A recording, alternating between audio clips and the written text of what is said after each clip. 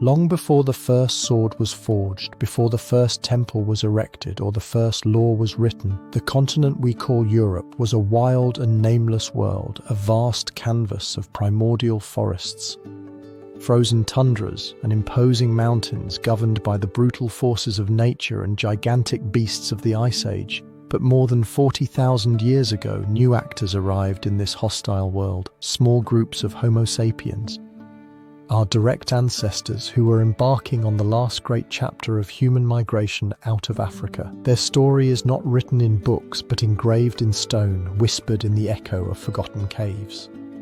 This journey into the unknown is one of the greatest enigmas of prehistory. What drove these bands of hunter-gatherers to leave warmer climates and venture into an ice-covered continent? Was it the search for new herds of mammoths and bison, the pressure from other human groups, or an insatiable curiosity inherent to our species? We do not know for certain. What we do know is that their arrival was not a conquest, but a titanic struggle for survival. They faced relentless winters and formidable predators, armed only with flint tools and the strength of their collective ingenuity. The traces of their existence are a fascinating puzzle that archaeologists continue to piece together. In the depths of caves like Chauvet and Lascaux in France or Altamira in Spain, these early Europeans left a legacy that still takes our breath away today. In the darkness, by the flickering light of animal fat torches, they painted masterpieces, herds of horses, bison in full charge, and mysterious abstract symbols cover the walls. These are not mere representations of their daily life. The artistic quality, perspective, and symbolism suggest a much deeper purpose. Were they shamanic rituals to ensure success in hunting? Were they maps of the cosmos, records of foundational myths, or the first manifestations of the human artistic soul? The silence of the cave holds the secret. The development of their tools also tells a story of increasing sophistication. The sharp spear points, the burins for engraving, and the bone needles for sewing hides were not just utilitarian objects. They were proof of a mind capable of planning, innovating, and transmitting knowledge across generations. The decision of a leader to guide their clan to a new valley, the skill of a craftsman to perfect a new technique. Each of these acts was a brick in the construction of European culture, but the story of these early inhabitants is also marked by disappearance. For millennia, they shared the continent with another human species, the Neanderthals, until the latter became extinct. What happened in that encounter? Was there competition, conflict, or assimilation? And the very communities of Homo sapiens were not immune to change. As the glaciations receded and the climate transformed, many of these hunter cultures vanished, leaving behind only their stone tools and the echo of their art in the darkness. It was then that the greatest revolution of all occurred: the Neolithic. Around 10,000 years ago, the idea of agriculture and animal husbandry arrived in Europe from the Fertile Crescent. This change was not instantaneous, but a slow transition that would forever transform human ways of life. The decision to abandon wandering hunting for cultivating the land and domesticating animals was not just a technological advance, it was the birth of a new social order. The first permanent villages, such as the incredible Çatalhöyük in present-day Turkey, became centers of innovation. Here, pottery, the construction of complex dwellings, and the first social hierarchies emerged. Life became safer, but also more complicated. With land ownership and resource accumulation, the concepts of wealth, power, and conflict were born. The question that defines this era is crucial. Was agriculture a step toward progress, or, as some argue, a trap that bound us to the land and condemned us to a life of incessant labor? The influence of these early farmers spread across the continent, absorbing or displacing the last hunter-gatherer societies. Their genetic and cultural legacy is the foundation upon which modern Europe stands. However, their story raises a question that endures. How did these ancient cultures influence the great civilizations that would come later? As agriculture took hold, humanity was on the brink of making another discovery that would change the world: metallurgy. In the next chapter, we will explore the Bronze and Iron Ages, a time when the forging of metals would not only create new tools and weapons, but also give rise to the first kingdoms, the first armies, and the first great wars that would define the turbulent future of Europe. If you're enjoying the video, give it a like and subscribe to see more content from the channel.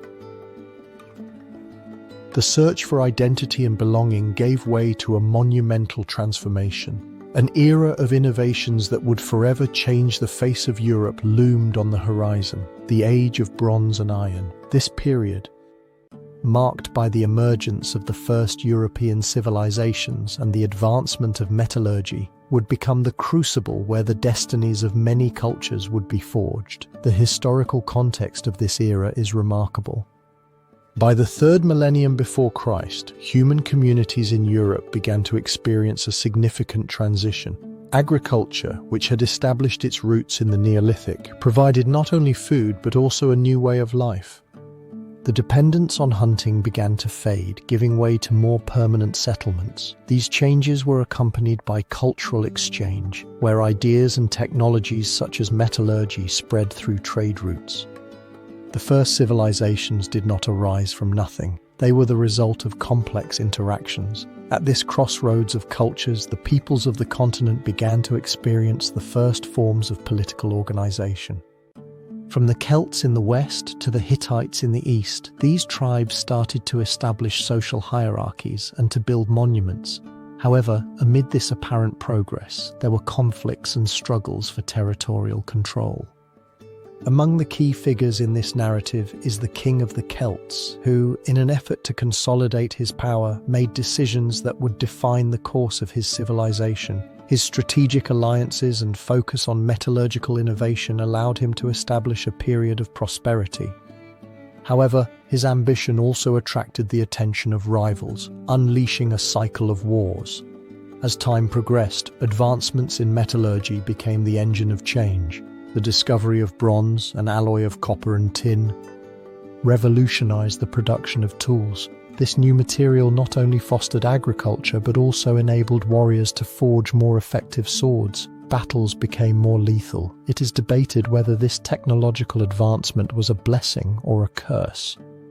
The arrival of the Iron Age, around 800 before Christ, brought another radical change. The ability to work with iron, more abundant and durable, opened the door to a new era of expansion. The Indo-European peoples, who had migrated to Europe, began to settle in regions such as the Iberian Peninsula, bringing with them their metallurgical knowledge. Thus, the Iron Age became a battleground not only for resources but for cultural supremacy. The consequences of these events were profound. The rise of these civilizations and the consolidation of their social structures laid the foundations for the future development of Europe. However, despite this apparent stability, war and conflict remained present. The struggle for control of resources and trade routes intensified, leaving a legacy of rivalries. The lingering question from this era is how these civilizations, despite their advancements, fell into cycles of conflict. The answers may lie in the decisions of their leaders, in fragile alliances, and in the ambition for power. As the Age of Bronze and Iron unfolds, the question arises of what the next stage in this history will be. Against the backdrop of metallurgy and the struggle for control, Europe found itself at a turning point. The seeds of democracy were about to germinate in the Greek city-states where new forms of government would be established. Thus, history moves toward the next chapter, where the repercussions of the Age of Bronze and Iron will resonate in the dawn of democracy. The competition between civilizations gave rise to one of the most significant transformations in the history of Europe, the advent of democracy in the Greek city-states. In a context of internal struggles, the Greek city-states emerged as hubs of innovation. In a world where monarchy and tyranny predominated, Greece rose as a center of new ideas, a manifestation of freedom that would resonate through the centuries. During the 8th century before Christ, Greece was in a state of fragmentation. Communities were organized into small city-states or polis, each with its own government. Athens, Sparta, Corinth, and Thebes were just a few of the main ones. and although often in conflict, each was a microcosm of identity. This environment of competition fostered innovation, both military and political. It is pertinent to analyze what forces drove these cities toward the experimentation of a system like democracy. In Athens, a key leader stood out, Solon. In the year 594 before Christ, Solon was appointed archon and tasked with reforming a system that had led the city to collapse. His innovative approach included the abolition of debt slavery and the restructuring of social classes, creating a more inclusive system. This marked the beginning of a journey toward democracy, but it is debated whether it was sufficient to satisfy all sectors. Meanwhile, Sparta, with its militaristic approach, contrasted sharply with Athens' pursuit of equality. At the heart of Sparta, the figure of Lycurgus stood as the architect of a system that prioritized discipline. The decisions made by its leaders generated a rigorous educational system and a formidable army, but at the cost of personal freedom. It is debated whether Sparta's military supremacy could coexist with democratic ideals. Over time, the struggle between these two powers intensified, and the period of the Persian Wars, which lasted from 490 to 479 before Christ, became a turning point. The Greek city-states, despite their differences, united against the Persian threat. The victory at Marathon and the defense of Salamis demonstrated that unity could forge a path toward freedom. However, once the threat was overcome, internal divisions resurfaced. The very system that had allowed for victory became fertile ground for discord. The rise of democracy in Athens was accompanied by the figure of Pericles, who, starting in 461 before Christ, led the city. Under his command, reforms were implemented that further expanded citizen participation, allowing all Athenian men to vote. This golden period left a cultural legacy. Theatre, philosophy, and architecture reached unparalleled splendor. However, it is pertinent to analyze whether this system was truly representative of Greek society or if there were shadows that obscured its brilliance. Despite its splendor, Athenian democracy was not without criticism. The exclusion of women, slaves, and metics, resident foreigners, raised questions about the true nature of equality. Decisions made in assemblies were often influenced by the charisma of speakers. The figure of Alcibiades, a controversial politician, exemplified how power could be used for selfish ends, leading Athens into the Peloponnesian War, a conflict that would provoke the fall of its democracy. The immediate consequences of these wars were profound. The Athenian defeat in 404 before Christ against Sparta not only marked the end of its hegemony, but also led to the establishment of an oligarchic regime known as the 30 Tyrants.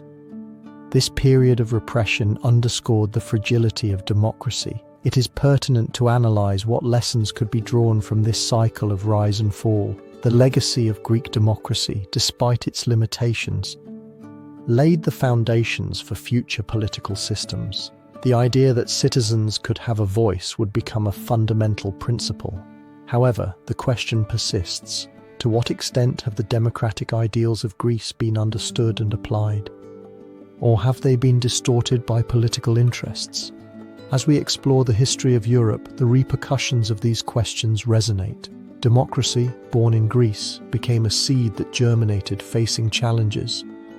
The complexities of those times invite us to reflect on the present.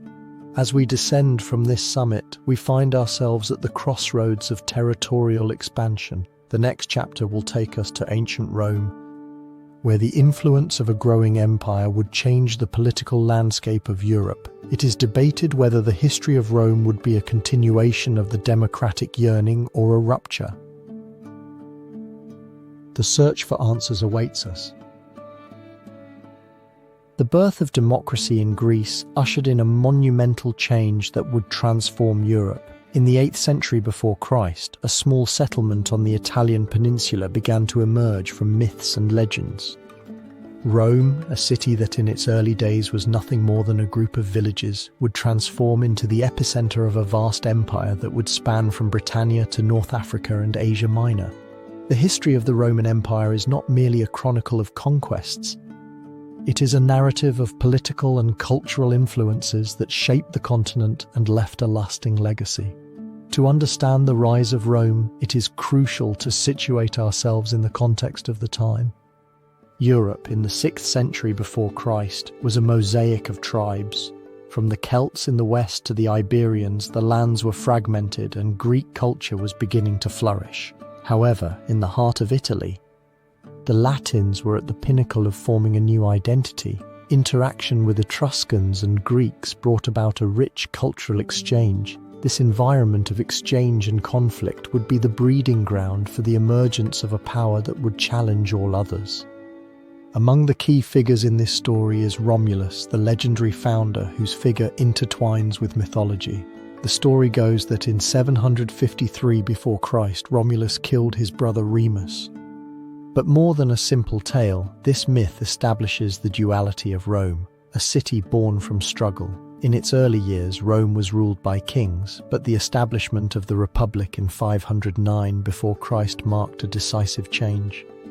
The creation of a system where citizens could participate laid the foundations for a structure that would resonate. The key decisions of figures such as Cicero and Julius Caesar would be decisive. The conquest of the Italian peninsula was only the first step.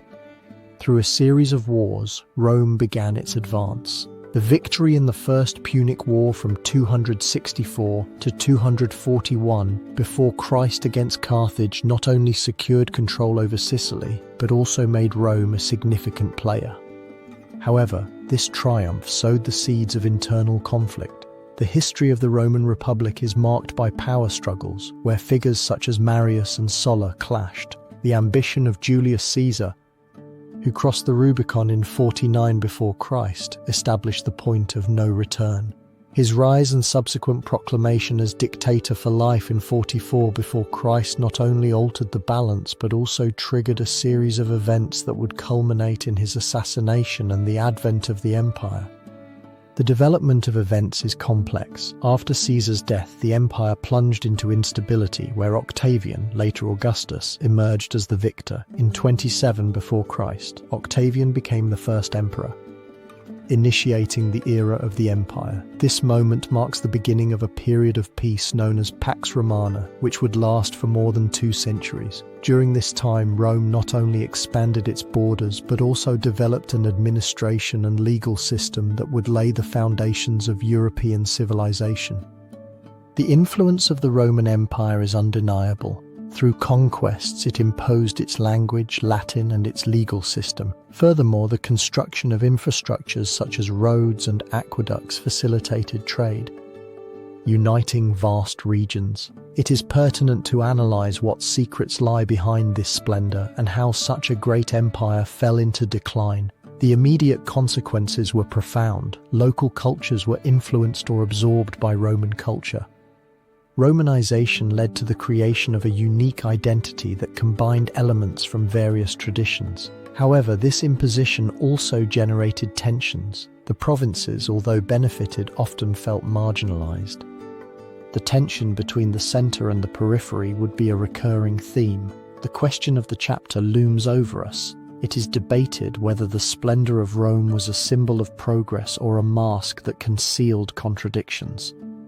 History teaches that every conquest carries the seed of its own destruction. The Pax Romana, although a period of peace, was also an era of growing oppression. The voices of the conquered peoples resonate, reminding us that power always carries a burden. The fall of the Roman Empire would not be an isolated event, but the beginning of a transformation that would give way to the Middle Ages. The threats looming over Rome foreshadow what is to come. On the horizon, the Germanic tribes prepare to challenge Roman hegemony. History is not merely a tale of rises, it is a tapestry of relationships and changes. Thus, as we delve into the next chapter, it is crucial to remember that the history of Europe does not stop. The instability that would follow would be the breeding ground for the emergence of new powers. The fall of Rome and the beginning of the Middle Ages not only mark the end of an empire, but the rebirth of a new order. It is pertinent to analyze which emerging forces would take the reins. A journey through the ruins and new beginnings awaits us. The end of the Roman Empire manifested in multiple ways. As the vast territory crumbled, Europe descended into chaos. Political instability, corruption, and Germanic invasions created a grim scenario, where the influence of Rome faded. This period of transition, marked by the collapse of one of the most influential civilizations, would give way to what we now know as the Middle Ages. It is pertinent to analyze what forces were at play in this drama. The historical context in which the fall of Rome unfolds is complex. By the end of the 4th century, the empire was divided between East and West. Internal corruption and the ineffectiveness of its leaders, such as Emperor Romulus Augustulus, became characteristics of an unsustainable administration. Meanwhile, the borders were constantly threatened by Germanic and Hunnic tribes who, attracted by the promise of wealth, began to invade. It was a time of uncertainty where the ancient glory of Rome faded away. In this context, key figures emerge. One of them is Alaric, the Visigoth king who becomes a symbol of Germanic resistance. His famous march on Rome in the year 410 after Christ is a milestone that marks not only the fall of the city, but also the change of era. However, Alaric was not alone. Other Germanic leaders, such as Genseric, king of the Vandals, and Odoacer, a leader of the Heruli, also played a crucial role. The decisions made by these men not only affected the fate of Rome, but also laid the foundations for the formation of new kingdoms. The development of events is a tale of sieges and alliances. In the year 410, after a long siege, Alaric manages to enter Rome. The city, which had been a symbol of greatness, becomes a field of ruins. This event not only represents the defeat of an empire, but also the beginning of a new era in which the Germanic peoples begin to settle. However, the impact goes beyond physical destruction. Roman morale is severely affected. The idea of invulnerability crumbles. The immediate consequences of the fall of Rome are profound. The disintegration of the empire leads to the fragmentation of power and the emergence of Germanic kingdoms that take control of the ancient provinces. The Visigoths settle in Hispania, while the Ostrogoths establish themselves in Italy. As central power crumbles, daily life transforms drastically. Infrastructure deteriorates and trade becomes limited. The ancient routes, which had been arteries of wealth, turn into dangerous paths. However, one question persists. Was the fall of Rome an inevitable event, or were there decisions that could have changed its fate? This analysis leads us to question the nature of history and the fragility of great empires. In this sense, the legacy of Rome, with all its grandeur and tragedy, becomes a reminder that even the most powerful can fall. With the influence of Rome disappearing, Germanic kingdoms rise, marking the beginning of a new era. The Middle Ages, with its feudalism and its relationship with the Church, would begin to take shape. The ancient civilizations fade away, while new actors emerge. The lingering question is how the new order would consolidate. As the fragments of ancient Rome scatter, a new social structure begins to form. Feudalism, with its hierarchy of lords and vassals, becomes the norm, while the Catholic Church establishes itself as the only institution capable of offering continuity. The history of Europe is about to plunge into unprecedented complexity. This transformation in the power structure will mark the beginning of a period that, although filled with challenges, will also witness the resurgence of culture. The Middle Ages is not simply a time of darkness, but a vital chapter where the foundations of the future will be forged. Thus, the fall of Rome becomes a turning point, a moment that invites us to reflect on the nature of change. History unfolds, revealing mysteries. It is pertinent to analyze what legacy the new Germanic kings would leave behind. The search for answers begins to take shape. Against the backdrop of medieval Europe, feudalism and the Church emerge as protagonists in the next chapter. The question that remains is how this new order will consolidate in the chaos of a transforming continent. If you're enjoying the video, give it a like and subscribe to see more content from the channel.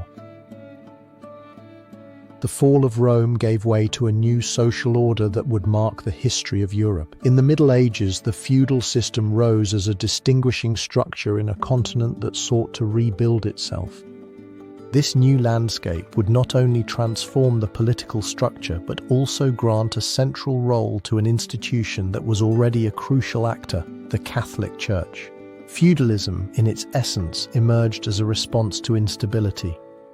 With the fragmentation of power, the nobles began to establish their domains, promising protection in exchange for loyalty. This system of personal relationships became the backbone of medieval life, where feudal lords stood as figures of authority. The historical context that preceded this consolidation was tumultuous. Invasions had left a power vacuum that weakened kings could not fill. In this labyrinth of uncertainty, the Catholic Church emerged as a center of stability.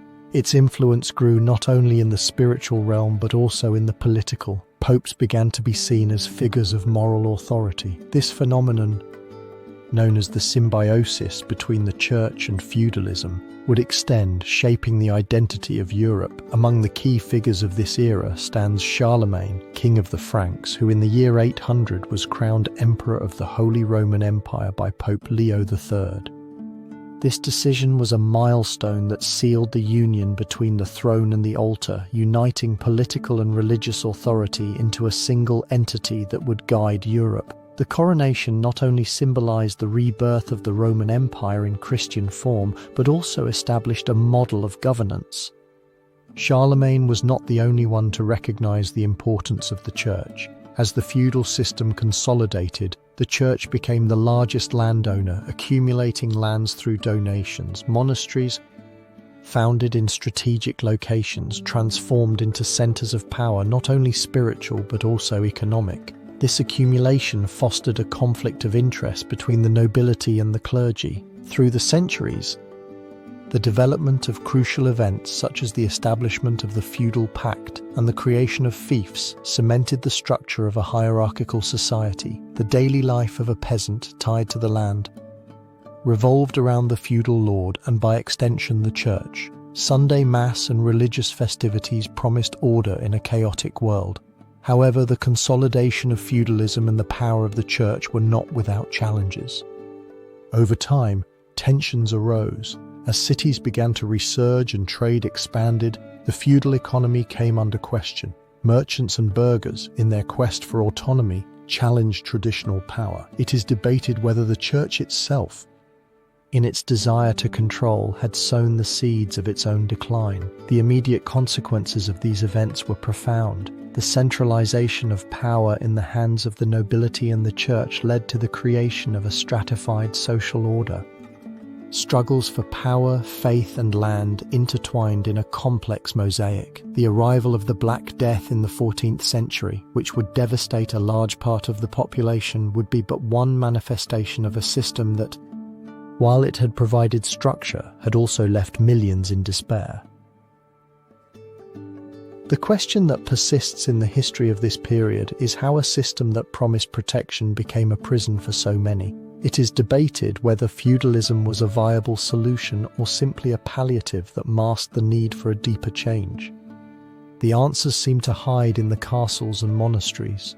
As the chapter of feudalism and the church closes, the horizon looms filled with new challenges. The Crusades, military expeditions that promised redemption and glory, are just around the corner, ready to further alter the social fabric. It is pertinent to analyze what secrets awaited in the depths of Europe. History is far from over. The feudal system revealed new dimensions of conflict in Europe. The tensions between Christians and Muslims, which had already been brewing, would transform into a torrent of religious fervor known as the Crusades. This episode, filled with ambition and devotion, would not only change the face of the Holy Land, but also leave a mark on European society and economy. By the end of the 11th century, Europe faced a complex landscape. The power of the Catholic Church had grown, becoming the axis of daily life and a powerful political agent. Meanwhile, the Byzantine Empire was staggering under the pressure of the Seljuk Turks. In this context, the call to arms resonated from Jerusalem, a sacred place for both Christians and Muslims, where faith intertwined with the desire to regain control. Pope Urban II, a man of fervent convictions, launched the first battle cry at the Council of Clermont in 1095. His call to the crusade is a matter in itself. It is debated whether faith could mobilize thousands to leave their homes. The promise of redemption and the absolution of sins offered by the pontiff struck a deep chord with the faithful. The idea of fighting for the cross became a banner that united nobles, peasants, and warriors. Among the leaders of the First Crusade, figures such as Godfrey of Bouillon, who became the first defender of Jerusalem, and Bohemond of Taranto, a strategist who would guide the Christian forces, stood out. The decisions made by these men, from organizing the troops to choosing the routes, were vital. It is debated whether it was truly faith that motivated their actions, or if there was a more earthly desire for power and riches at stake. The journey to the Holy Land was fraught with challenges. The Christian troops faced obstacles, from a lack of supplies to the resistance of the peoples. However, the determination of the Crusaders, fueled by the promise of glory, allowed them to capture key cities such as Nicaea and Antioch. The latter siege was particularly brutal, a reminder that war was not only waged on the battlefield. The conquest of Jerusalem in 1099 was a milestone, a manifestation of victory that resonated throughout Europe. The streets of the city were bathed in blood, and the voices of the victors mingled with the lament of the fallen. The Crusaders established a Christian kingdom, leading to cultural interactions that would alter the European economy. It is pertinent to analyze what legacy this victory truly left and whether it was a triumph of faith or the opening to a conflict that would endure. The Crusades were not only a series of military campaigns, they also transformed the economy. As the Crusaders returned, they brought with them not only stories but also exotic products and knowledge from Eastern cultures. The introduction of spices and silk fueled trade, creating new routes and enriching cities such as Venice and Genoa. However, the human cost was immense. Thousands of lives were lost, and religious fervor gave way to hatred. The perception of Muslims darkened, and the seeds of a conflict that endures were sown. The vision of holy war became a stigma, a question of how the impulse of faith can transform into a cycle of violence. As the Crusades spread, new waves followed, each more complex. The Second Crusade, led by figures such as Louis VII of France and Conrad III of Germany, faced the harsh reality of a more organized enemy. The decisions made in those moments were decisive. It is debated whether history was doomed to repeat itself or if there were lost lessons. The immediate consequences were also felt in the religious sphere. The rift between the Catholic and Orthodox churches widened, and the perception of Muslims became more negative, creating an abyss. Religious fanaticism grew. The question left by the Crusades is profound and perplexing. It is debated whether they were an effort to reclaim the sacred or a power play where religious ideals were eclipsed. The traces of those times are still visible as the repercussions of the swords fade. The history of the Crusades becomes a warning. The legacy of these expeditions endures not only in memory but also in the way Europe cemented itself as a continent in search of identity. The lessons of the Crusades are a manifestation in time, a call to reflection on the cost of war. And as Europe enters new stages, a new chapter looms: the Carolingian Renaissance, a period that will draw from the experiences lived. It is pertinent to analyze what secrets awaited on the path to this new era. The Crusades revealed a rebirth, a new cultural dawn that would mark the history of Europe. In the Middle Ages, a man emerged with the ambition to restore the greatness of the past: Charlemagne, king of the Franks. His reign, which extended from the year 768 to the year 814, symbolizes the Carolingian Renaissance, a phenomenon that not only transformed the political structure of Europe but also gave rise to a cultural resurgence. The historical context surrounding the rise of Charlemagne is complex. After the fall of the Roman Empire, Europe fell into fragmentation. The Germanic kingdoms began to occupy the Roman space, and the disintegration of central authority created a power vacuum. However, in this atmosphere, Charlemagne emerged as a leader capable of uniting the peoples. His reign was not only a response to instability but also a quest for legitimacy through the support of the Church. Among the key figures of this era, the figure of Charlemagne shines. With undeniable charisma, this monarch was not only a formidable warrior, but also a visionary who understood the power of education. His decision to promote learning was an act of boldness. The establishment of schools and the creation of a standard for the language were fundamental to the cultural unification of his empire. It is pertinent to analyze how Charlemagne managed to transform a simple crown into the symbol of a new order. The development of the events that led to the Carolingian Renaissance is a narrative that intertwines conquests and reforms. In the year 800, Charlemagne was crowned emperor by Pope Leo III, an event that not only legitimized his power but also laid the foundations for the Holy Roman Empire. This act was not merely ceremonial, it represented the aspiration to restore the glory of the Roman Empire. A distant influence that resonated in Charlemagne's ambitions. The union of secular and religious authority became a pillar of his reign. As Charlemagne expanded his realm, he also faced challenges. The resistance of the Slavic and Muslim peoples, as well as internal struggles, were obstacles he had to overcome. Through military campaigns, Charlemagne consolidated his territories, forming an empire that encompassed much of Western Europe. However, it was not only military strength that characterized his reign, but also his attempt to revive classical culture. The creation of the Palace School in Aachen, where scholars such as Alcuin of York promoted the study of the liberal arts, marked the beginning of an intellectual renaissance. The immediate consequences of these events were profound. The unification of the territories under a single authority resulted in a renewed sense of identity. The influence of the Church, now more intertwined with secular power, began to shape the laws. The liturgy and Christian teachings became the axis of daily life, while the cultural legacy of antiquity was rediscovered. This Renaissance not only revived classical knowledge but also laid the foundations for the development of medieval education. However, the Carolingian Renaissance was not without issues. Despite Charlemagne's achievements, there is debate over whether he was able to cement a lasting empire. The question persists: to what extent did his legacy survive his death?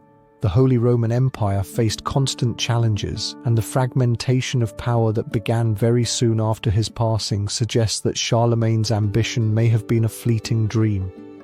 The decisions and actions of Charlemagne left a mark on the history of Europe, but his legacy would be overshadowed by internal struggles.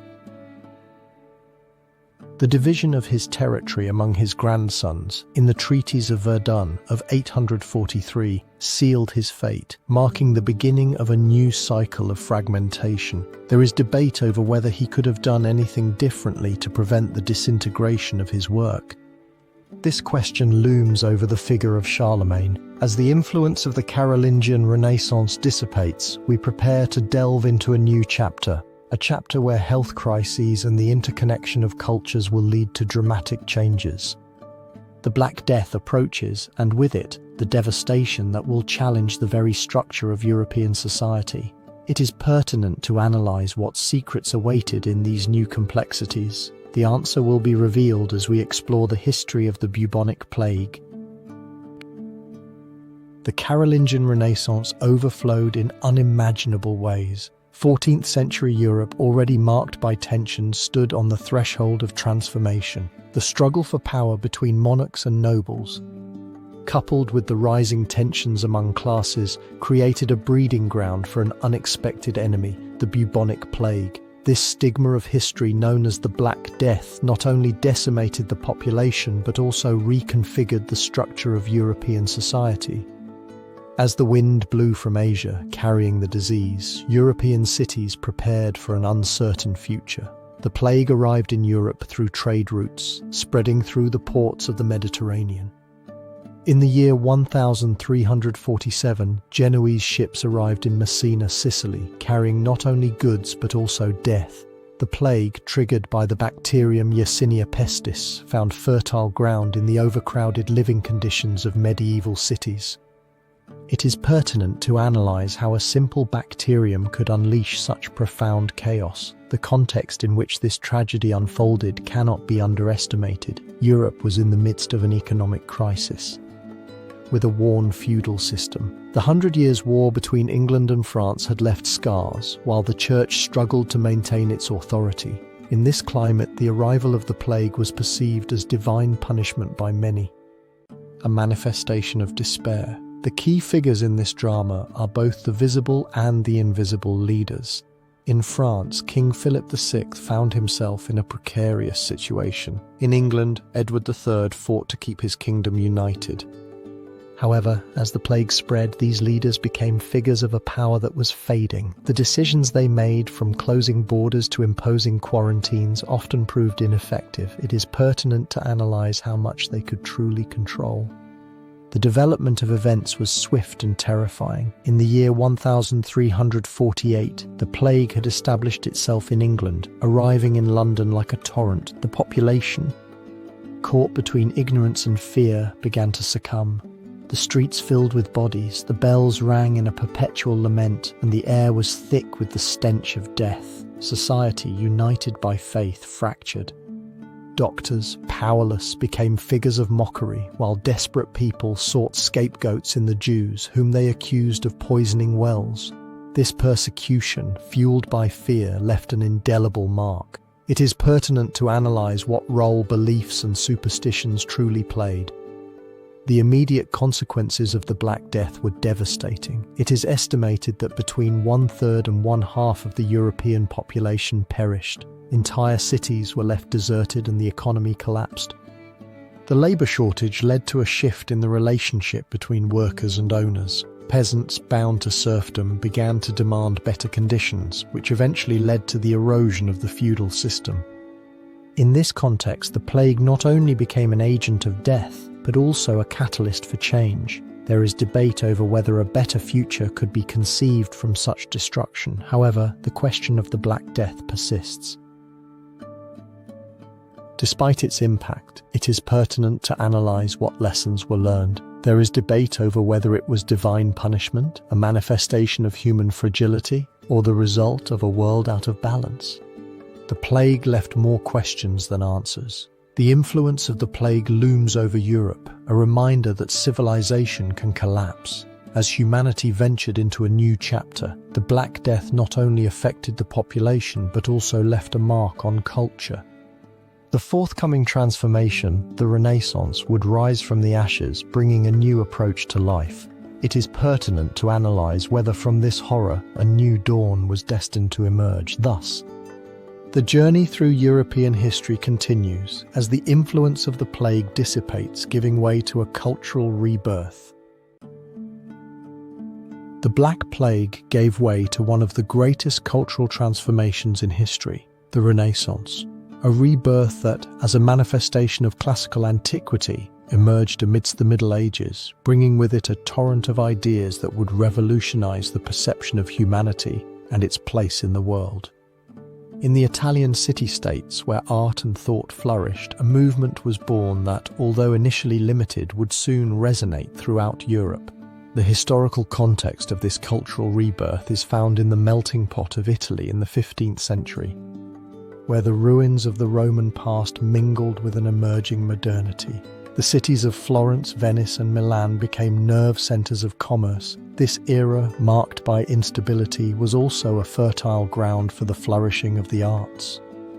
The constant rivalries among powerful families, such as the Medici in Florence, became patrons of artists, creating an environment conducive to innovation. However, the question lies in how, amidst the struggle, figures emerged who would not only redefine art, but also challenge the values of society. Among the key figures of this period stands the genius of Leonardo da Vinci, a man who embodied the Renaissance ideal of the universal man. With his tireless curiosity and mastery in multiple disciplines, Leonardo became a symbol of a new approach. Also found in this pantheon is Michelangelo, whose sculptures and frescoes, such as the David and the Sistine Chapel, challenged not only techniques but also conceptions of beauty. It is pertinent to analyze what decisions these men made to achieve greatness and whether it was their innate talent or the context that facilitated their rise.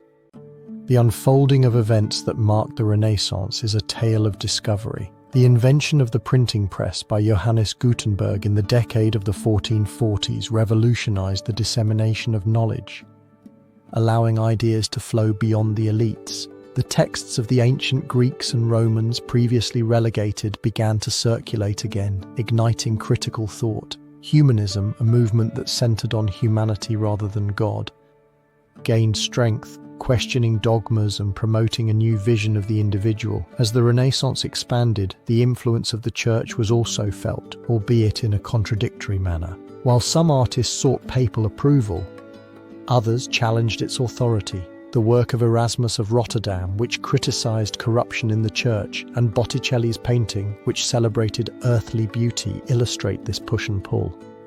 However, it is debated whether this tension was sufficient to change the power structure. The immediate consequences of the Renaissance were profound. In the artistic realm, Leonardo's technique of sfumato and Caravaggio's use of chiaroscuro transformed the way art was perceived. In politics, the rise of nation-states and the consolidation of monarchical power, as seen in France and Spain, led to the fragmentation of feudal control, and beyond Italy, the Renaissance began to resonate in Northern Europe, where figures such as Albrecht Dürer and Jan van Eyck took Renaissance ideas to new heights. It is debated whether European societies had truly freed themselves from medieval shackles or if they had merely transformed. The question of the Renaissance lies in its ambivalent legacy. It is analysed whether it was a true rebirth of the human spirit or an adaptation of old ideas. It is pertinent to examine what secrets awaited in this period, which could be seen as the bridge to modernity.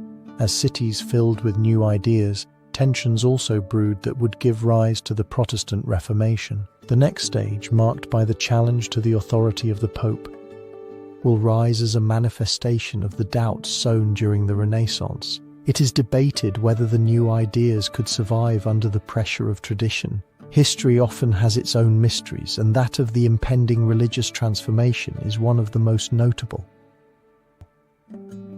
The Renaissance revealed deep fissures in the fabric of European faith. As the 16th century progressed, papal authority began to waver. The Catholic Church, which had been a bastion of unity for centuries, faced an unprecedented challenge: the Protestant Reformation, a movement that would not only fragment Christianity but also reconfigure the political and social landscape. The context of this turmoil began to take shape in an environment of growing discontent.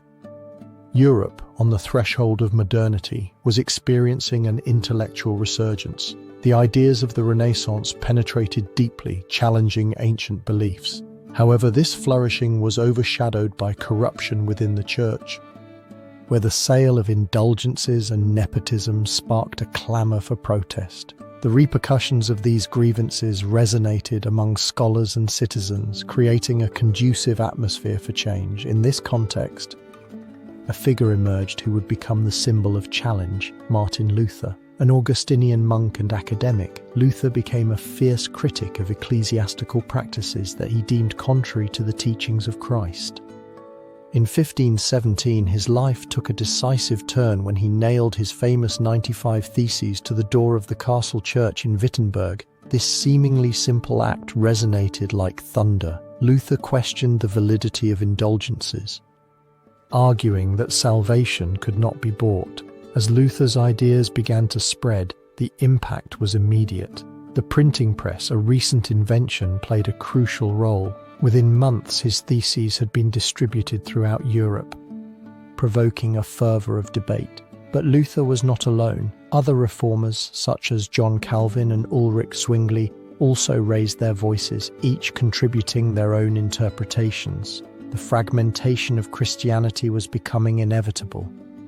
Luther's decisions not only challenged the power of the Pope, but were also seen as a betrayal. In 1521, Luther was summoned to the Diet of Worms, where he was demanded to recant. With determination, Luther refused. "Here I stand," he proclaimed, "I can do no other." His refusal made him a fugitive, but also an icon. This act ignited the flame of reform in various regions, where princes and cities began to adopt Lutheranism. However, the path of the Reformation was not without conflict. In 1524, the peasants' revolt erupted in the Holy Roman Empire, driven by reformist ideas. Although Luther did not support the revolt, he feared anarchy. His disdain for the rebels was a blow to his image. The repression that followed left thousands dead and revealed deep social divisions. The consequences of these events were vast. The fragmentation of Christianity not only generated a religious crisis, but also altered the political balance. Countries such as Sweden and Denmark adopted Protestantism, while others, such as Spain and France, clung to Catholicism. The religious wars that would erupt in the following decades would become a constant. It is pertinent to analyze what legacy the Protestant Reformation truly left and whether it was merely a religious movement or a revolution that transformed society. The Reformation not only challenged papal authority, but also laid the groundwork for individualism and freedom of thought. The repercussions of the reformist voices would resonate, influencing future political movements. The enduring question is how an act of personal defiance transformed into a movement that altered history. The Reformation invites us to reflect on the struggle for truth, the pursuit of freedom, and the cost of resistance. In a world where religion and politics were intrinsically linked, Luther's act resonated. As Europe ventured into the Age of Discoveries, these religious conflicts would impact how nations related to one another. The quest for new lands would not only become a matter of expansion, but also of identity. The Reformation stands as a fundamental prelude to this new chapter. The Protestant Reformation opened new routes and possibilities. In medieval Europe, a resurgence of the adventurous spirit began to take shape, giving rise to an era that would change the course of history. The Age of Discoveries. As the 15th century progressed, European nations found themselves in a delicate balance of ambitions and rivalries. The repercussions of territorial expansion resonated, while the desire to explore the unknown became a powerful force. In this context, the kingdoms of the Iberian Peninsula, especially Spain and Portugal, emerged as key players in the search for new routes to the Indies. The advancement of nautical technology, such as the compass and the astrolabe, allowed explorers to navigate further. The name of Henry the Navigator resonates, a Portuguese prince whose patronage of navigators transformed the Atlantic coast. His desire to expand knowledge led him to establish a navigation school in Sagres, where the first expeditions were conceived. The first major milestone occurred in 1492, when Christopher Columbus, under the auspices of the Catholic monarchs, set sail in search of a new route to Asia. However, fate had other plans. Instead of reaching the eastern shores, Columbus discovered a continent that would change the perception of the world, America. It is debated whether it was a discovery or a fateful encounter. What represented opportunities for some meant the arrival of devastation for others. Columbus's voyages opened the floodgates to a wave of explorers. Figures such as Hernán Cortés and Francisco Pizarro embarked on the conquest of indigenous empires, stripping native peoples of their wealth and leaving a legacy of exploitation. The arrival of Europeans in America was not only an episode of discovery, but also the beginning of violent encounters. It is pertinent to analyze how to measure the cost of these discoveries. The impact was immediate. Trade routes were established, new cultures were introduced, but epidemics also unleashed that decimated native populations. As explorations expanded, the Treaty of Tordesillas of 1494, signed by Spain and Portugal, divided the world into spheres of influence. This agreement, mediated by Pope Alexander VI, sought to avoid conflicts, but it is debated whether it could contain the veracity of empires. Rivalry intensified, and soon other nations such as England and France joined the colonial race. Competition resonated across the oceans. However, this chapter raises questions. It is pertinent to analyze what secrets awaited in the new lands, and whether the search for gold was the only motivation of these explorers, or if there was a deeper desire for knowledge. Stories of betrayal and heroism intertwine. The impact of the Age of Discoveries extended beyond. the European economy underwent a radical transformation. The arrival of precious metals from America fueled a boom that propelled mercantilism. Cities such as Seville and Lisbon became nerve centers of global trade. However, it is pertinent to analyze who truly benefited. The elites amassed wealth while the working classes and indigenous peoples paid the price. Nevertheless, the Age of Discoveries was not just a journey, it was also a time of reflection. The arrival of new worlds raised questions about the morality of conquest. The work of missionaries such as Bartolomé de las Casas, who defended the rights of indigenous peoples, emerged as a critical response, challenging the prevailing narrative. It is pertinent to analyze whether it is possible to find a balance between ambition and ethics. The issue of the Age of Discoveries does not reside solely in the events, but in the multiple layers of meaning. As Europeans ventured forth, the world became more interconnected, but also more unequal. The pursuit of knowledge brought far-reaching consequences. Over time, explorations would lead to armed conflicts. The struggle for control of new territories would intensify, leading to wars that would mark the following century. It is pertinent to analyze whether the legacy of the Age of Discoveries can truly be deciphered. The answers we seek are entangled in the narratives of those who lived through these moments. The quest for a balance between knowledge and ethics remains a challenge. As the complexities of this era dissipate, a new conflict looms, the 30 Years' War, a conflict that would devastate the continent, leaving a resonance that still echoes. It is pertinent to analyze what secrets will be revealed in this next stage. The Age of Discoveries transformed into a brutal and prolonged conflict that would mark the fate of Europe. The 30 Years' War, a complex issue in the history of the continent, emerged in a climate of religious and political tensions that threatened to overflow the limits of diplomacy. In the heart of the 17th century, with Europe divided between Catholicism and Protestantism, the sparks of discord were ready to ignite. The historical context that preceded this devastating conflict is intricate. The Peace of Augsburg of 1555 had attempted to establish a balance between Catholics and Protestants in the Holy Roman Empire, but left many unresolved issues, fueling resentments. The ethnic and political tensions between the Protestant princes and the Catholic Emperor Ferdinand II, along with the influence of external powers such as France and Sweden, created a powder keg. In this scenario, old grievances intertwined with the desire for power. Among the key figures was Ferdinand II himself, a fervent Catholic whose determination to consolidate imperial power and eliminate heresy made him the target of hatred. His decisions, such as the revocation of the Letter of Majesty of Bohemia, would unleash the fury of the Protestant nobles. Beside Ferdinand, Count Tilly and General Wallenstein would rise as prominent military figures.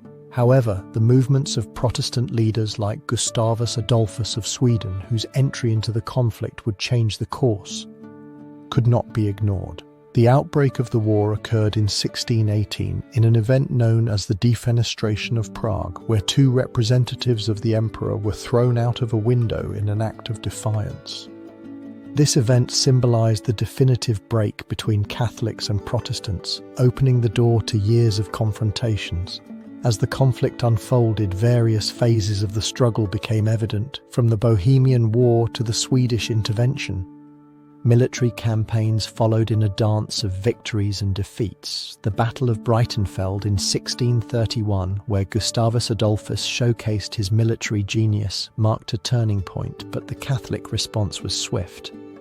The Protestant victory was countered by the Battle of Nordlingen in 1634, which marked a turning point. The conflict quickly turned into a power game where neighboring nations aligned, extending the struggle beyond borders. The immediate consequences of the 30 Years' War were devastating. Cities lay in ruins, hunger and epidemics spread. It is estimated that Germany lost a third of its population.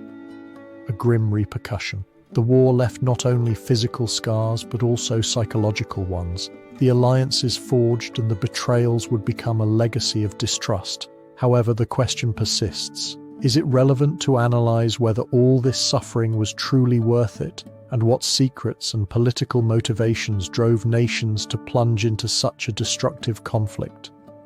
As historians examine the decisions of leaders, the question of the true cost of war remains unanswered. The 30 Years' War was not only an armed conflict, but a phenomenon that transformed the map of Europe. In its twilight, the Peace Treaty of Westphalia of 1648 not only ended the war but also laid the foundations for a new international order, where state sovereignty and religious tolerance would begin to emerge. However, despite the peace, the aftermath of the conflict would continue to be present. As nations attempted to rebuild, the Enlightenment began to take shape on the horizon. Promising a new awakening, the search for answers to the unresolved questions would drive thinkers to challenge traditional structures. It is debated whether Europe was ready to abandon the complexities that had kept it captive. If you're enjoying the video, give it a like and subscribe to see more content from the channel. The 30 Years' War gave way to a new awakening. On the horizon of the 18th century, a spark of reason illuminated the ignorance and dogma that had prevailed in Europe. This was the rise of the Enlightenment, a movement that would not only question the structures of power, but also lay the foundations for a new way of thinking. In the midst of a context of monarchical absolutism and ecclesiastical control, men and women began to glimpse a world governed by reason, a world where knowledge could challenge tyranny. The streets of Paris, London, and other European cities became the stage for debates. The cafes, sanctuaries of critical thought, were filled with intellectuals discussing human rights and the separation of powers. In this effervescent atmosphere, the ideas of figures such as Voltaire, Rousseau, and Montesquieu not only spread as manifestations of an imminent change, but also challenged the convictions of society. Voltaire, with his biting wit, attacked religious intolerance, while Rousseau, in his work The Social Contract, argued that the legitimacy of power resides in the will of the people. Montesquieu, for his part, proposed the separation of powers, a concept that would resonate through the centuries. It is pertinent to analyze who these thinkers truly were and what motivations drove their reflections. At the same time, universities and academies began to flourish, becoming hubs of knowledge.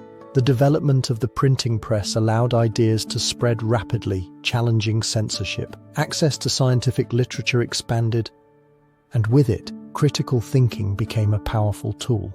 However, despite this progress, oppression did not dissipate easily. The aristocracy and the clergy looked down upon this movement. As the 18th century progressed, the Enlightenment found its way into different corners of Europe. In England, the empiricism of Francis Bacon and John Locke established the foundations of liberalism. In Germany, Immanuel Kant advocated for the autonomy of the individual. But it is pertinent to analyze who would decide the fate of these ideas and whether it was the thinkers who guided the change or if they were merely the manifestation of a deeper desire for transformation. The events that were triggered by this effervescence soon materialized. The American Revolution, inspired by Enlightenment principles, proclaimed the independence of the 13 colonies in 1776, challenging British authority. This act resonated in Europe, leaving the aristocracy on alert. Questions about the legitimacy of power became more pressing. Should the ruler be a representative of the people or an absolute monarch?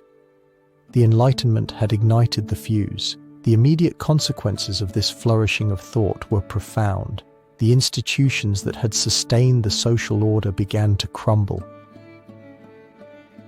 The idea of universal human rights spread, proposing that all individuals deserved freedom. In France, this wave of thought would become a torrent. It is debated whether Europe was truly prepared for such transformation.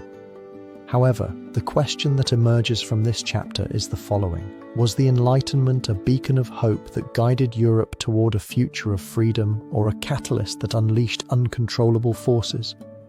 The answer to this question leads us directly to the French Revolution, an event that would mark a before and after. The influence of the Enlightenment would rise, further challenging the structures of power and leaving a legacy that would resonate throughout history.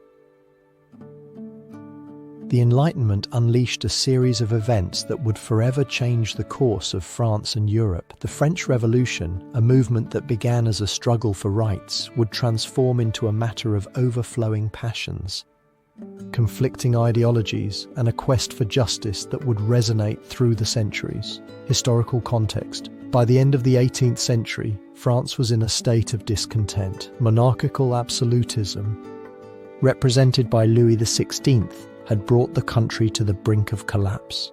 The opulence of the court of Versailles contrasted sharply with the misery of the lower classes. The influence of the Enlightenment had sown the seeds of rebellion, fueling the desire for radical change. The ideas of thinkers such as Rousseau and Voltaire echoed in the streets, challenging the legitimacy of a system that seemed to ignore suffering. In this context, the accumulated tension became a volcano. The financial crisis provoked by the extravagance of the monarchy made the situation unsustainable. The lack of consensus among the privileged classes and the demands of the most disadvantaged sectors led to the convening of the Estates General in May of 1789. There was debate over whether the old power structure could be reformed from within. Key figures and decisions.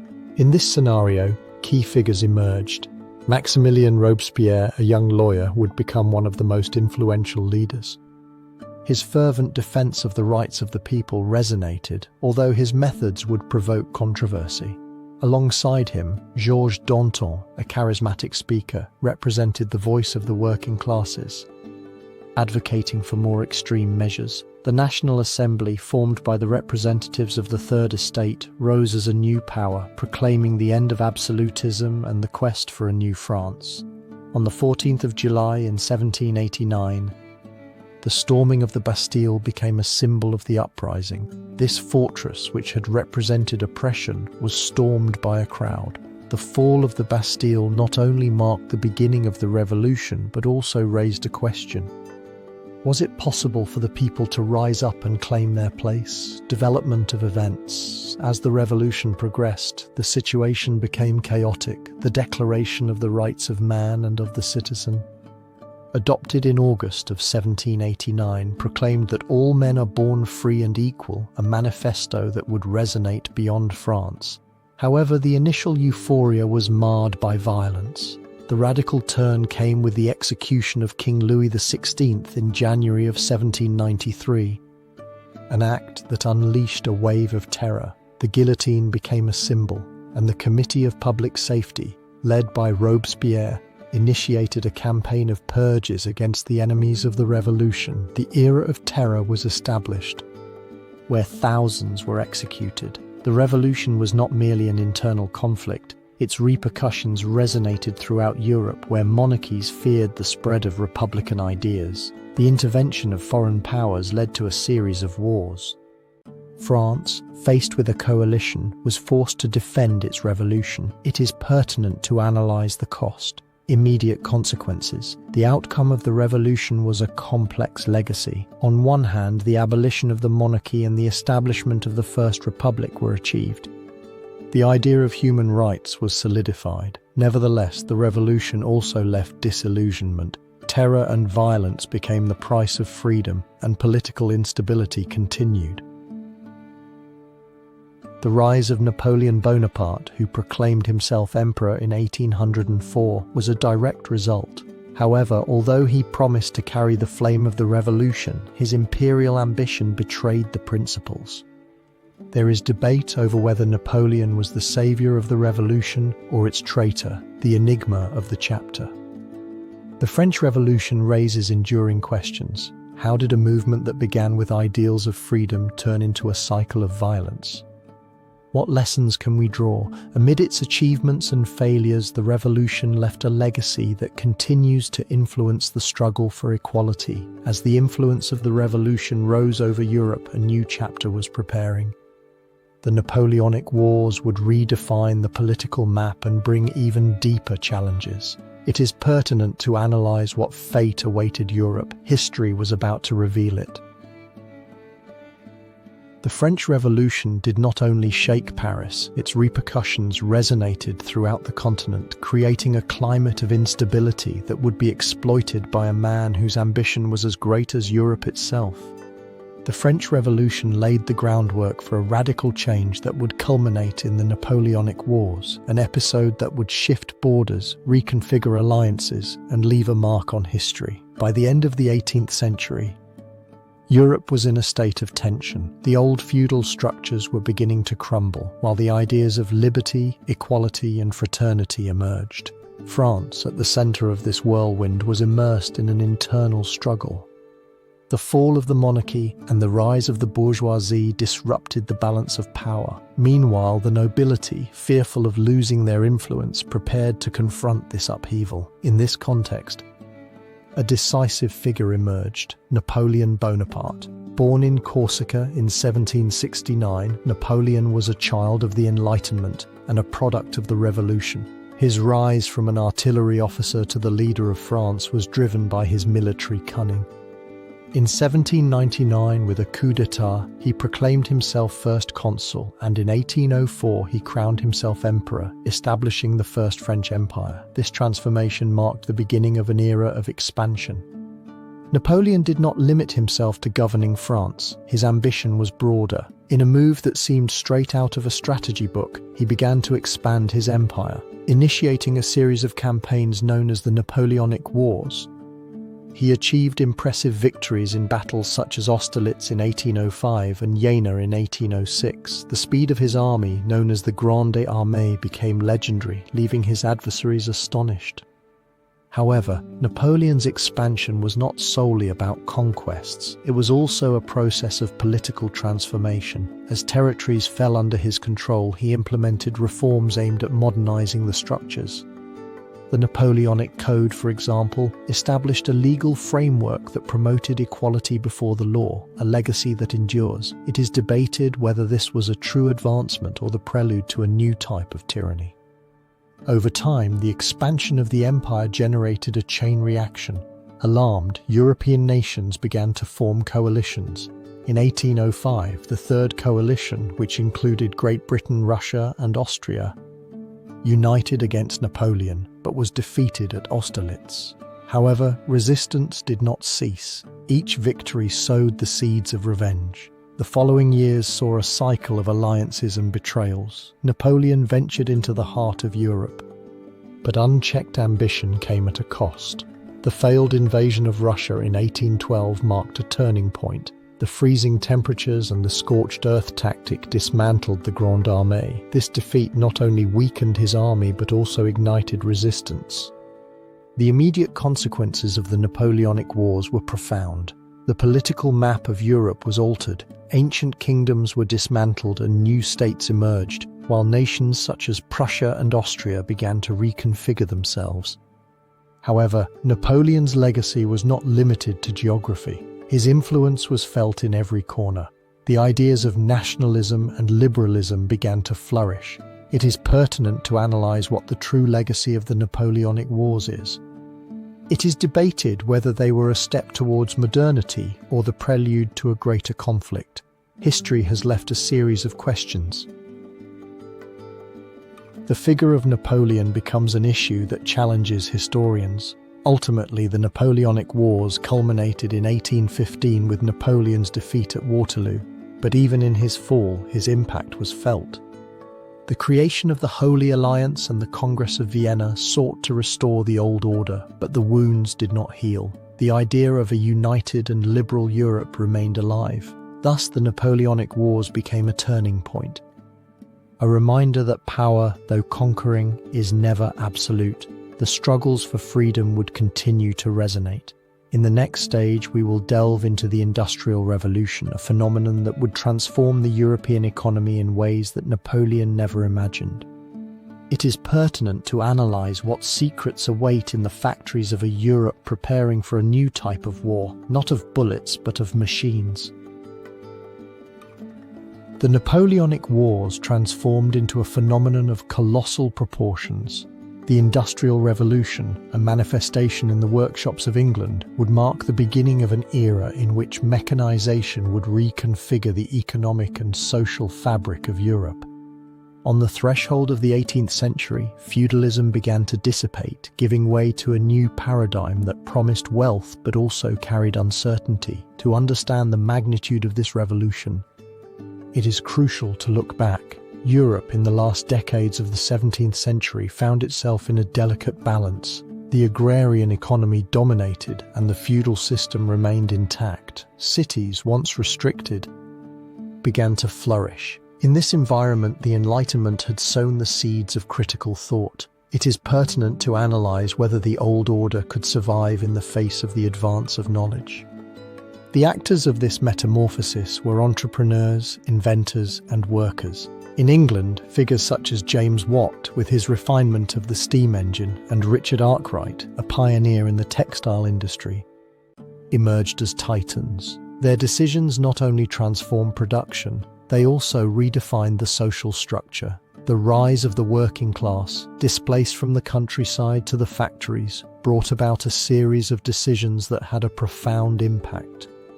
The development of events that would constitute the Industrial Revolution can be traced clearly. In 1764, the invention of the spinning jenny by James Hargreaves marked a turning point. This advancement led to an increase in textile production, a sector that would become the engine of the economy. Mechanization did not stop there. The introduction of Watt's steam engine in 1776 allowed factories to be located far from rivers. Thus, the landscape of cities began to change as smoking chimneys rose. As the 19th century progressed, railways began to weave a network that would connect cities, accelerating transportation. This development not only facilitated trade but also spurred the expansion of markets and the growth of capitalism. The decisions of entrepreneurs like George Stephenson, who designed the steam locomotive, were shaping the future of Europe, but they also generated tensions. The speed of these changes left many on the periphery. The immediate consequences of the Industrial Revolution were remarkable. Firstly, large-scale urbanization. Cities grew disproportionately. However, this massive migration brought problems, inhumane working conditions and overcrowding. It is debated whether this was the price to pay for progress. The working class, now a new actor, began to gain awareness. Labor movements began to emerge, demanding rights. This question that looms over the Industrial Revolution is profound. It is analyzed whether it was an era of progress or a period of exploitation and suffering. The answer is not simple. As the benefits of capitalism became evident, so did the inequalities. The duality of prosperity and misery intertwined, leaving a complicated legacy. Over time, the impact of the Industrial Revolution would extend beyond Great Britain, influencing the development of other nations. The repercussions of mechanization would resonate in Germany and France, where the search for new markets would drive a similar industrial fervor. This phenomenon would not only alter the economy, but also give rise to political and social tensions. As the dust of the factories began to settle, Europe prepared for a new stage. The Industrial Revolution had not only transformed the way people worked, it had changed the essence of society. The question that remains is how nations would respond to the challenges that emerged. The next stage of this journey will take us into the processes of unification that would shape Germany and Italy, territories that, amid the industrial whirlwind, would seek to consolidate their identity. It is pertinent to analyze what secrets and tensions awaited on the path to unification. The history of Europe continues to unfold. The Industrial Revolution transformed into a series of movements that would shake the heart of Europe. In the 19th century, the old continent was engulfed in a whirlwind of changes. The Industrial Revolution was creating new social classes and reconfiguring old structures. Amidst this chaos, two ancient nations, divided for centuries, were poised to enter a new era, the unification of Germany and Italy. The historical context surrounding these processes was complex. Europe, at the beginning of the 19th century, was marked by the influence of Napoleon, whose ambition had unleashed instability. The Napoleonic Wars had dismantled old kingdoms, but at the same time they had sown the seeds of nationalism. In this scenario, the ideas of unity began to resonate. In Germany, fragmentation was evident. 39 German states coexisted in the German Confederation, while Italy was divided into multiple kingdoms, some under Austrian control. It is pertinent to analyze what force could unite these peoples. The key figures are emblematic. In Germany, Otto von Bismarck, known as the Iron Chancellor, emerged as the architect of unification. His strategic approach contrasted with the idealism of many nationalists.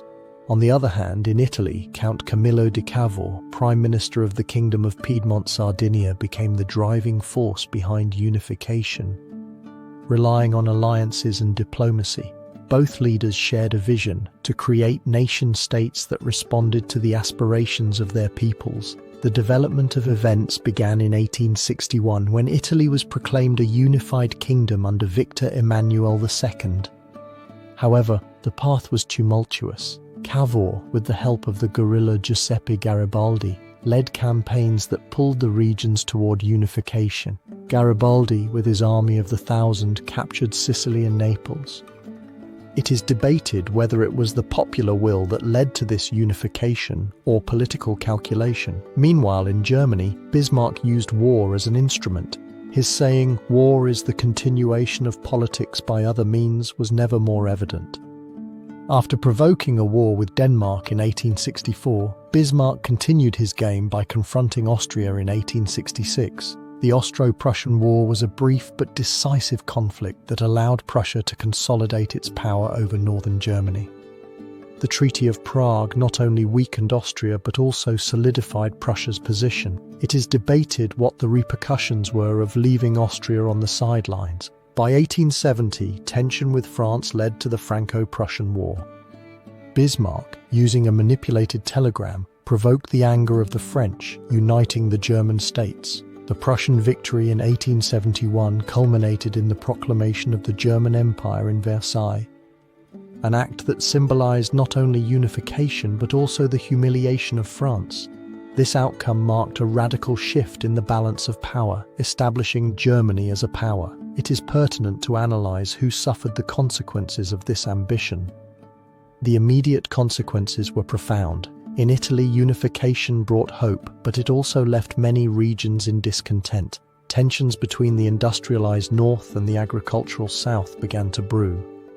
It is pertinent to analyze whether the dream of a unified Italy also sowed the seeds of future divisions. For its part, German unification provoked a dramatic change. Germany, unified under Prussia, became a central actor, while France, humiliated, began to chart a new course. The new Germany began to weave strategic alliances. It is debated whether this new nation, forged in war, could sustain itself without provoking new conflagrations. The question surrounding the unification of Germany and Italy not only focuses on the events, but also on the questions they left behind. It is debated whether unification was a reflection of popular will or the result of political maneuvers and personal ambitions. The cost of these new nation-states is analyzed. As the repercussions of unification resonated, the horizon darkened with an uncertain future. The history of Europe moved forward, and with it, tensions began to accumulate, foreshadowing an imminent conflict. The next stage will take us to the most devastating conflict, the First World War. It is pertinent to analyze what secrets awaited in this new European order. The unification of Germany and Italy overflowed, transforming into a conflict that would forever change the face of Europe. At the beginning of the 20th century, the continent was enveloped in a climate of tension and rivalries. Military alliances, emerging nationalisms, and the arms race created an environment conducive to instability. The repercussions of past wars still resonated, while the great powers prepared for a struggle that would not only redefine borders but also alter the essence of society. The historical context of the First World War is a labyrinth of intrigues.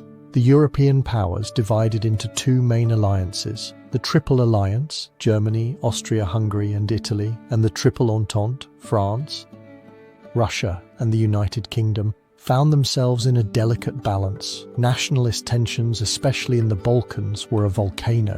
In 1914, the assassination of Archduke Francis Ferdinand of Austria in Sarajevo was the spark that would ignite the fuse of a conflict of unimaginable proportions. The figure of Francis Ferdinand, heir to the throne of the Austro-Hungarian Empire, became the symbol of a declining empire. His assassination by Gavrilo Princip, a Serbian nationalist, was seen as an act of defiance. However, it was also a manifestation of the desperation of oppressed peoples. Austria-Hungary's decision to send an ultimatum to Serbia, coupled with the mobilization of troops, unleashed a chain reaction. The alliances became a trap. The German Emperor William II supported his Austrian ally in what became known as the blank check. This backing was crucial. Meanwhile, in France, the fear of German expansion drove leaders to prepare. The arms race and mobilization plans, such as the Schlieffen Plan, outlined a strategy for rapid attack. It is pertinent to analyze who could foresee the extent of the destruction as the summer of 1914 progressed. Declarations of war began to fall. On the 28th of July, Austria-Hungary declared war on Serbia. Within days, Russia mobilized its troops, leading Germany to declare war on Russia on the 1st of August. The following day, the United Kingdom joined after the German invasion of Belgium, and thus the continent plunged into the abyss. The events that followed were a display of military tactics and unprecedented brutality.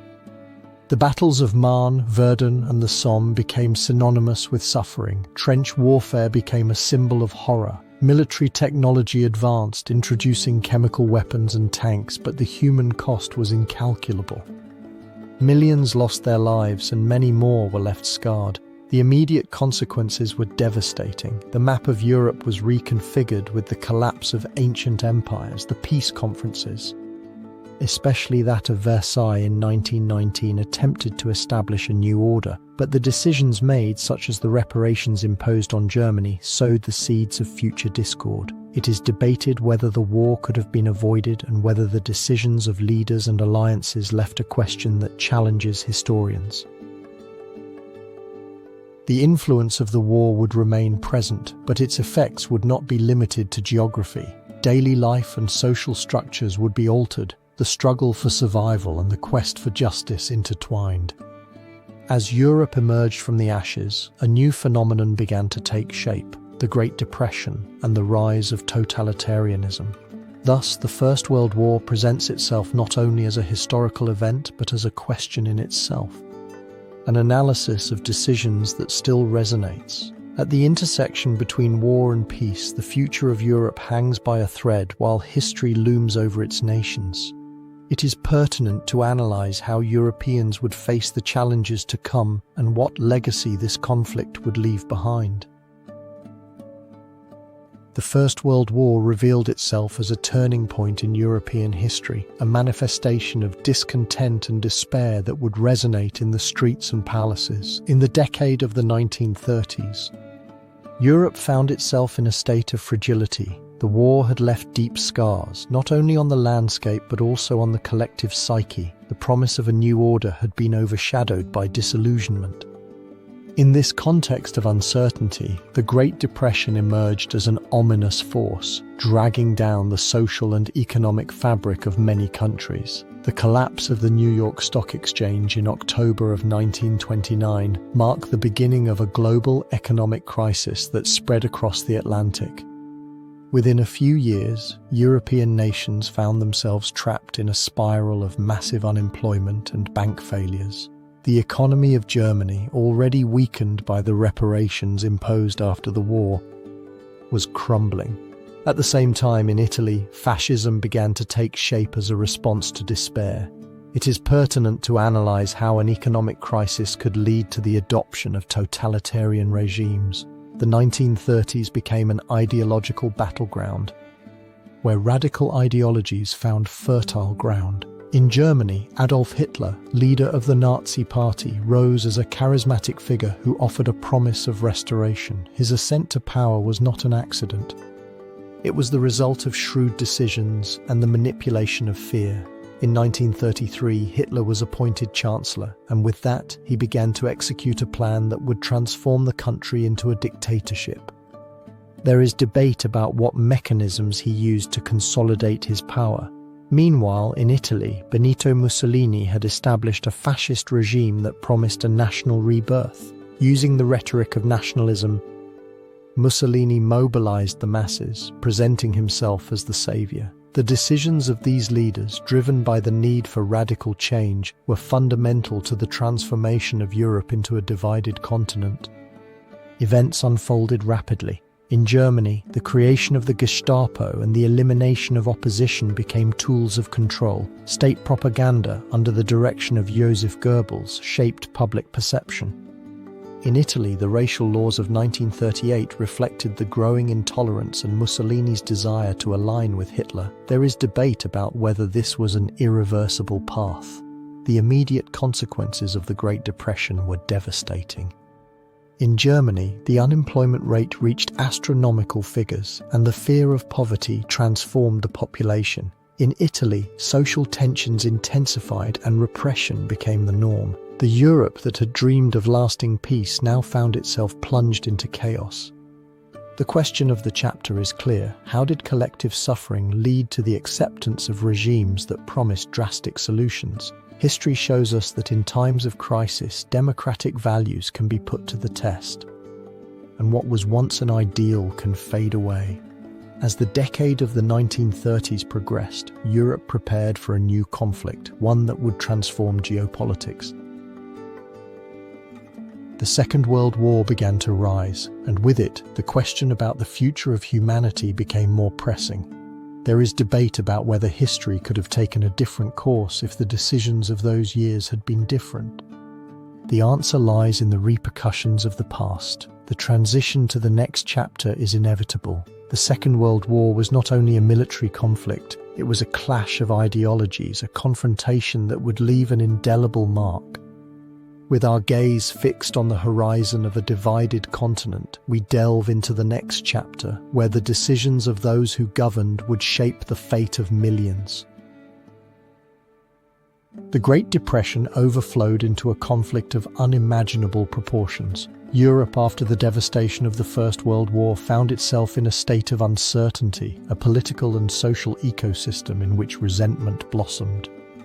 The repercussions of the crisis of 1929 resonated, undermining economies and fueling discontent that would give rise to radicalism. In this context, totalitarian ideology, in the form of fascism and Nazism, rose up, attracting those seeking answers in a chaotic world.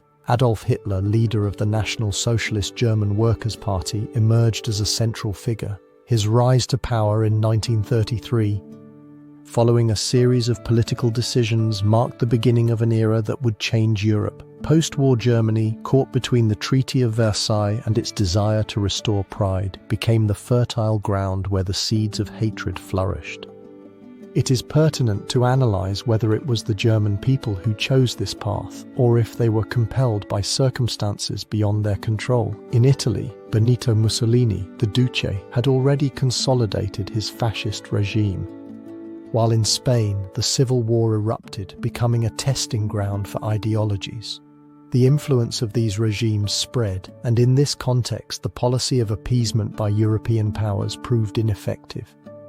Promises of peace were exchanged for a complicit silence in the face of Hitler's aggressions, who, in his quest for living space, began to dismember Europe. On the 1st of September in 1939, the spark that would ignite the conflagration was the German invasion of Poland. This act not only marked the beginning of an armed conflict, but also unleashed a series of events that would reconfigure the European map. The Blitzkrieg or Lightning War became a common term as German tanks advanced. It is pertinent to analyze what hidden motivations guided those who decided to launch the war and what secrets remain in history. As German troops occupied Poland, the world was forced to take sides. Great Britain and France, after declaring war on Germany, found themselves in a desperate struggle.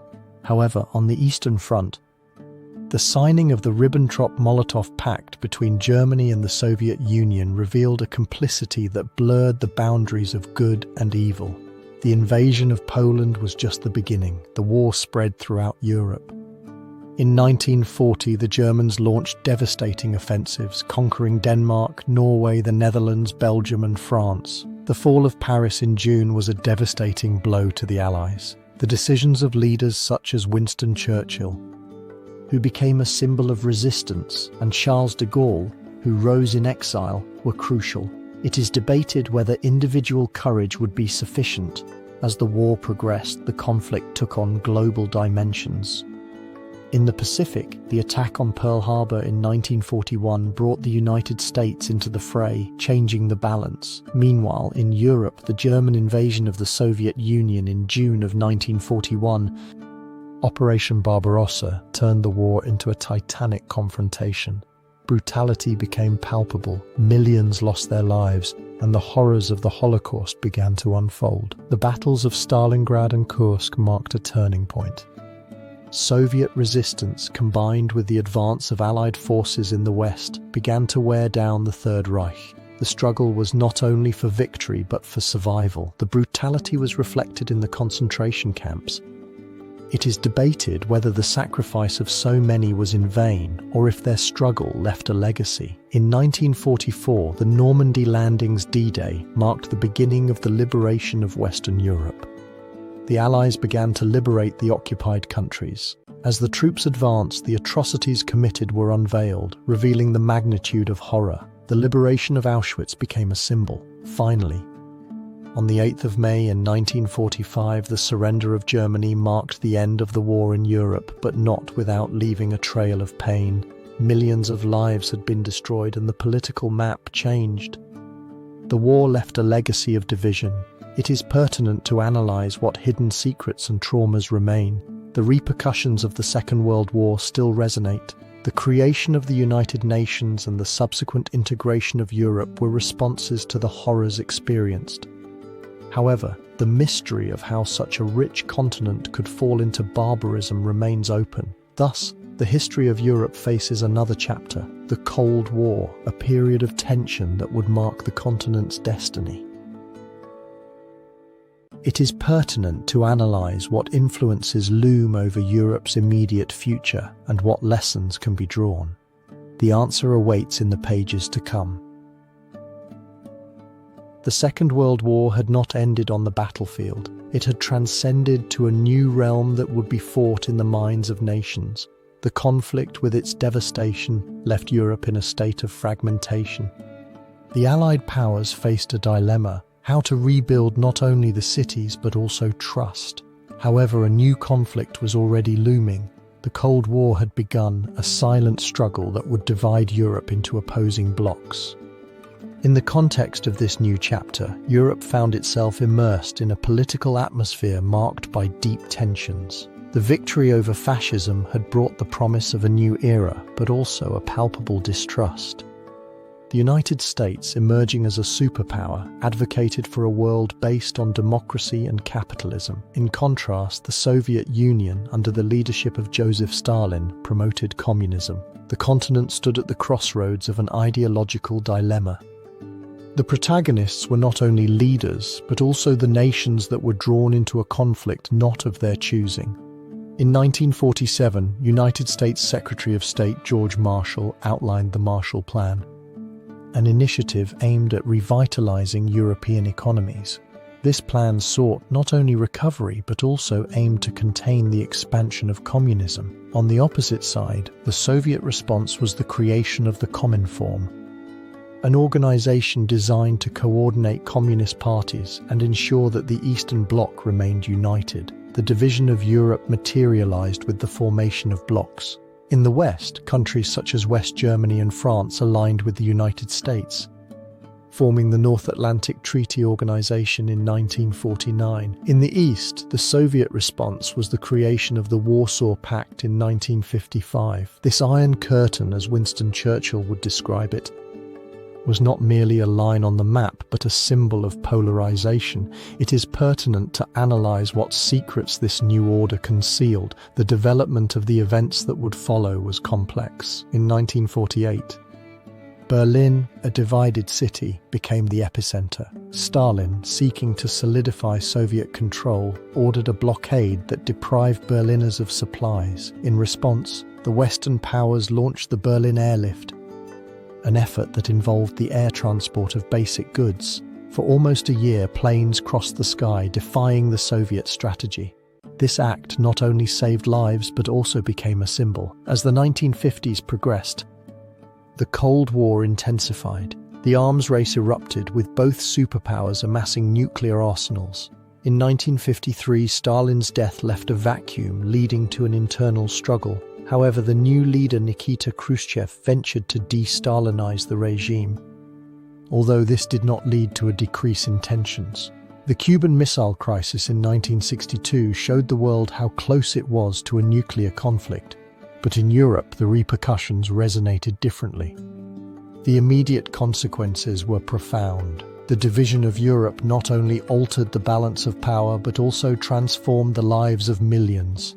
Borders became walls, both physical and ideological. Families were separated, and the fear of nuclear war became an integral part of the European psyche. It is pertinent to analyze what legacy these times would leave behind. The question of the chapter lies in the questions that arise. Could Europe have avoided its fragmentation? Were there alternative paths? As tensions escalated, the continent prepared for a series of events that would shape its destiny. The struggle for influence was not only fought on the battlefield, but also in the realm of ideology. The Cold War left a legacy of decisions that continue to resonate. Distrust and division are still present in Europe, a persistent repercussion of a conflict that was devastating in its impact. As the 20th century drew to a close, the Iron Curtain began to crack, but the lessons of this era would remain. In the next stage, we will delve into the climax, the fall of the Berlin Wall, a symbol of change that would mark the end of the Cold War and the reunification of a divided Europe. It is pertinent to analyze how those days were experienced and what secrets still lie hidden. The tension of the Cold War manifested in one of the most symbolic events in contemporary history. On the threshold of the 1980s, Europe presented itself as a divided continent marked by the influence of the conflict. The Iron Curtain, a term coined by Winston Churchill, defined not only a geographical separation but also an ideological chasm. In this atmosphere, the Berlin Wall, erected in 1961, became a matter of control and oppression, a symbol of the struggle between two worlds.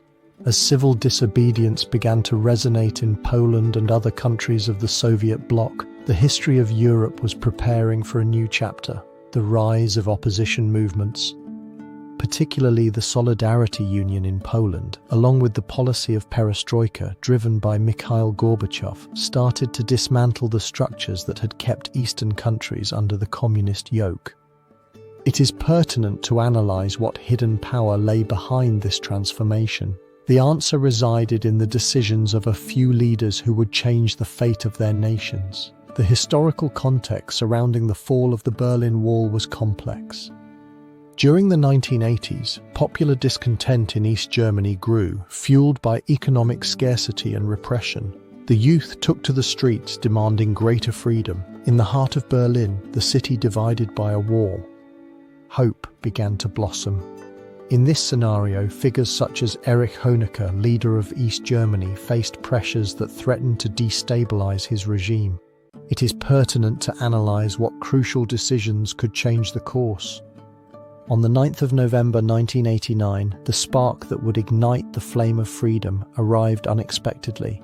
In a press conference, a government spokesperson, in an attempt to calm the protests, announced that travel abroad would be permitted. However, the information was misinterpreted and, in a whirlwind of euphoria, thousands of Berliners flocked to the checkpoints. The crowd, eager for freedom, demanded the opening of the borders. It is pertinent to analyze how a simple announcement could lead to such a frenzy. The night of the 9th of November witnessed a moment that would resonate through generations. The guards, overwhelmed, opened the gates of the wall, allowing East Germans to cross into the west. A wave of joy and tears flooded the streets as citizens embraced, celebrating reunification. Hammers and chisels began to do their work, and what had been a symbol of division became a monument to hope. However, there is debate over whether lasting peace could be achieved on such a fragmented continent. The immediate consequences of the fall of the wall were profound. Germany was officially reunified on the 3rd of October 1990, but the transition was not simple. The integration of two radically different economic and political systems posed challenges. Social and economic tensions emerged, and the past was still present. Meanwhile, the collapse of the wall also resonated throughout the rest of Europe, giving rise to a series of peaceful revolutions. The fall of the wall not only meant the reunification of Germany, but also the end of the Cold War. However, despite the apparent victory of freedom, the question persists. There is debate over whether it was a complete liberation or if the scars of decades of division would continue to affect.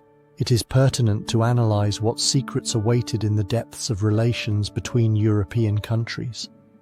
The fall of the Berlin Wall left more questions than answers. With the Iron Curtain collapsed, Europe found itself at a crossroads. The creation of the European Union, in an attempt to consolidate peace and prosperity, began to take shape. In the next chapter, we will explore how this union of nations was forged amidst the rubble, as Europe struggled to build a shared future. It is pertinent to analyze whether this would be the path to true unity, or if the past would still haunt its progress. The fall of the Berlin Wall became an opportunity for rebirth, a manifestation of hope that would resonate throughout the continent. Following the devastating aftermath of the Second World War and against the backdrop of the Cold War, Europe found itself in a state of fragmentation. However, the need for reconstruction and the quest for peace stood as guiding principles. Thus, in this scenario of uncertainty, the concept of a united Europe emerged. An ambitious project that promised not only economic stability, but also lasting peace. The historical context of the 1950s is fundamental. In a desolate Europe, nations faced the task of rebuilding their economies. Governments, powerless, began to seek solutions. In this framework, the Marshall Plan, driven by the United States, injected billions of dollars in aid, laying the groundwork for cooperation. It was a moment of crisis, but also of opportunities. The key figures in this narrative are visionaries who understood that the only way to avoid conflicts was through integration. One of them was Robert Schuman, the French Minister of Foreign Affairs. In May of 1950, Schuman presented his plan, which proposed the creation of a supranational community to manage the production of coal and steel in France and Germany. This proposal, which sought to unite two countries with a war-torn past, became the first step towards the European Union. It is pertinent to analyze what led Schuman to formulate such a revolutionary idea, whether it was the weight of history or a genuine desire for peace. Schumann's decision was supported by other leaders, such as German Chancellor Konrad Adenauer and Italian Prime Minister Alcide de Gasperi, who also saw economic cooperation as a path to reconciliation. Thus, on the 18th of April in 1951, the Treaty of Paris was signed, creating the European Coal and Steel Community. This event marked the beginning of a process that promised a new path. There is debate over whether an economic agreement could change the nature of relations between historically rival nations. As the European coal and steel community consolidated, other events took shape. In 1957, the same countries signed the Treaties of Rome, which established the European Economic Community and the European Atomic Energy Community. This was a crucial step towards greater integration, which sought not only cooperation but also a common market. The European Economic Community laid the foundations for the free movement of goods, services, and people. However, the question persisted as to whether this economic union could overcome political tensions. In the 1960s, the path encountered obstacles. Despite growth, political and economic differences emerged. Tensions became palpable with the empty chair crisis in 1965, when French President Charles de Gaulle decided to boycott council meetings in protest against proposals he deemed excessively integrative. The repercussions of his decision reverberated, raising a dilemma about sovereignty and integration. The following years witnessed gradual progress, but also a struggle to balance aspirations. In 1973, the first enlargement of the European Economic Community took place, which included Denmark, Ireland, and the United Kingdom. This expansion brought new challenges. It is pertinent to analyze whether such a diverse community could sustain cohesion. Over time, the European Union continued to evolve. The fall of the Berlin Wall in 1989 and the reunification of Germany were decisive events that opened the door to the incorporation of Eastern countries. The promises of peace resonated more strongly, and in 1993 the Maastricht Treaty gave a new impetus, establishing the European Union as we know it, with its common currency, the euro. However, the process has not been without controversies. Throughout the decades, decisions regarding economic policy and immigration have sparked debates. The financial crisis of 2008 and the subsequent refugee crisis challenged stability. There is debate over whether the European Union could survive these storms.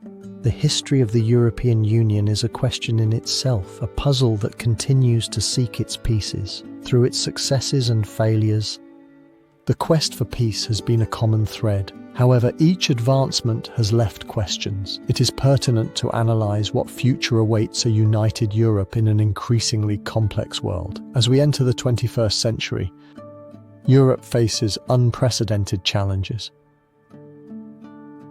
From the rise of nationalist movements to the climate crisis, the future of the European Union is in a delicate balance.